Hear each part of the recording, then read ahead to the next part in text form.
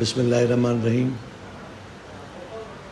सिंध वासियो, मुंहिंजा भाइर ऐं मुंहिंजी भेनरूं जेके कच्चे में रहनि था, उन्हनि खे गुज़ारिश कयूं था।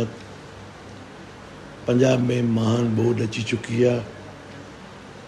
5-8 तारीख़ ताईं पाणी सिंध में दाख़िल थींदो। Sindh government, Pakistan Peoples Party तव्हांखे गुज़ारिश थी करे त महफ़ूज़ हंधनि ते, कच्चे मां महफ़ूज़ हंधनि ते हलनि।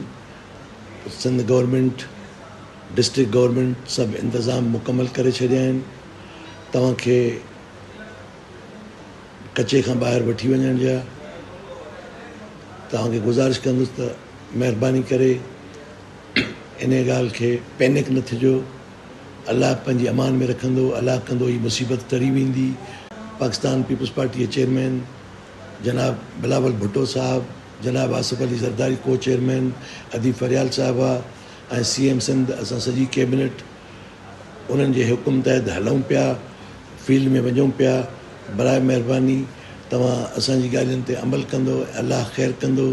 असां तव्हां सां, पीपल्स पार्टी सिंध गवर्नमेंट तव्हां सां गॾु आहे।